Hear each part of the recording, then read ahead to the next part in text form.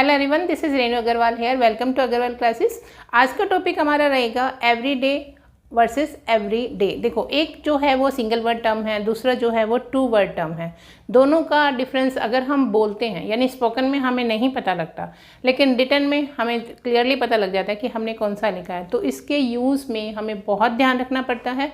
तो इसे समझते हैं कि इनके पार्ट्स ऑफ स्पीच में क्या डिफरेंस रहता है, क्या हम इन्हें रिप्लेस कर सकते हैं, किसकी जगह पर कोई यूज़ कर सकते हैं, ठीक है, इनका फंक्शन क्या रहता है। देखो, जैसा मैंने अभी आपको बताया कि एवरी डे जो हमारा है वो है सिंगल वर्ड टर्म, और ये एवरी और डे जो है वो टू वर्ड टर्म है। अब यहाँ पे हमारे पास क्या होते हैं, 8 पार्ट्स ऑफ स्पीच होते हैं। इसके बारे में तो हमें जानना बहुत ज़रूरी होता है, 8 पार्ट्स ऑफ स्पीच के बारे में।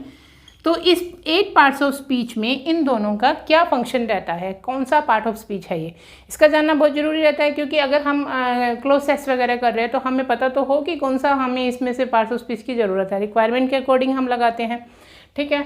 अब ये जो एवरीडे है वो काम करता है एडजेक्टिव का। एडजेक्टिव का काम क्या होता है, मॉडिफाई करना नाउन को, है ना।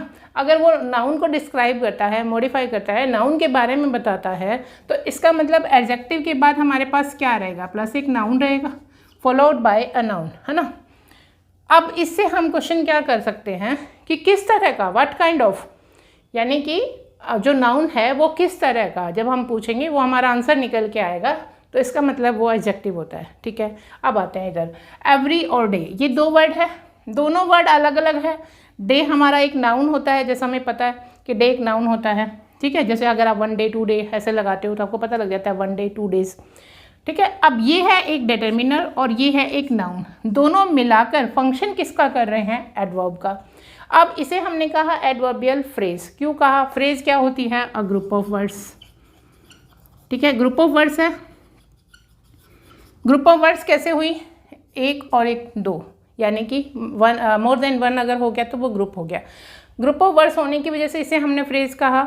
ये फंक्शन करती है एडवर्ब के, इसलिए हमने इसको एडवर्बियल बोला। तो ये एडवर्बियल फ्रेज है कैसी, ये एडवर्बियल फ्रेज ऑफ फ्रीक्वेंसी है। ये फ्रीक्वेंसी बताती है भाई, मतलब अगर हम इसका क्वेश्चन करते हैं व्हेन से तो हमें आंसर मिल जाता है। ये किसको डिस्क्राइब करता है, एडवर्ब का काम क्या होता है, एडवर्ब का काम होता है कि वो मॉडिफाई करता है किसी वर्ब को, या फिर किसी एडजेक्टिव को, या फिर किसी दूसरी ही एडवर्ब को भी, ठीक है। ये फंक्शन इसका भी रहता है, क्योंकि एडवर्ब है तो एडवर्ब का फंक्शन तो यही रहेगा ना।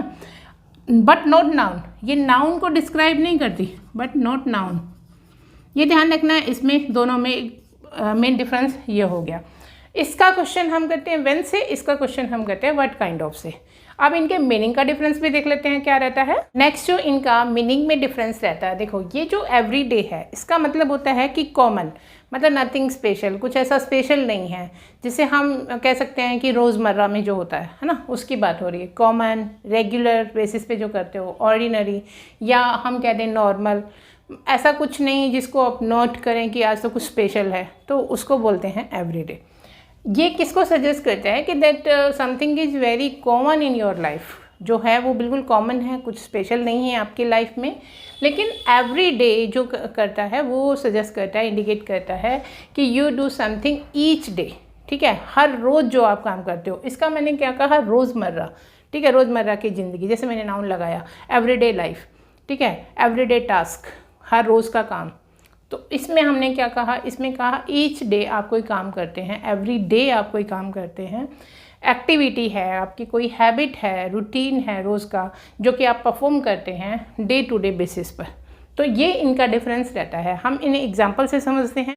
चलिए, अब इन एग्जांपल्स में हम एवरी डे और एवरी डे में से कौन सा आएगा, टू वर्ड आएगा या फिर सिंगल वर्ड आएगा, ठीक है। अब हमें ये देखना है एडजेक्टिव का काम है वहाँ पर या फिर एडवर्ब का काम है, ठीक है।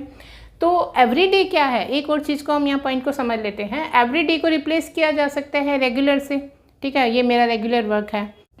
और जो एवरी डे है इसको हम ईच डे से रिप्लेस कर सकते हैं। अगर हमें कन्फ्यूज़न हो तो उसको रिप्लेस करके देखें कि वहाँ पर कौन से वाला आएगा। तो चलिए, पहला है आई गेट अप एट 6, तो क्वेश्चन बनता है व्हेन, कब उठते हो, है ना। मतलब आई गेट अप एट 6, आप 6 बजे उठते हो, यानी फ्रीक्वेंटली उठते हो, रोज़ का काम है आपका उठना। ईच डे उठते हो, यानी यहाँ पे आ जाएगा एवरी डे। वीडियो को पॉज करके आप चाहें तो कर सकते हैं। नेक्स्ट है we work dash except Sunday, हम काम करते हैं, हम रोज़ काम करते हैं एक्सेप्ट संडे, संडे को छोड़कर। तो यहाँ पे भी यही वाला एवरीडे आ जाएगा, ठीक है। नेक्स्ट देखो, I learn English dash English. अब यहाँ पे कौन से वाला आएगा, दोनों ही सेंटेंस में क्या है, आई लर्न इंग्लिश, यहाँ पे डैश है, इसमें यहाँ पे डैश है। तो इसमें देखो क्या है, आई लर्न इंग्लिश, पीछे क्या है, एक नाउन दिया हुआ है, कौन सी English, which type of English, ठीक है, व्हाट काइंड ऑफ इंग्लिश, किस तरह की इंग्लिश, रोज़मर्रा की इंग्लिश। तो यहाँ पे क्या आ जाएगा, ये वाला एवरीडे आ जाएगा, ठीक है। मतलब मैं रोज़मर्रा की इंग्लिश सीखता हूँ, बोलता हूँ।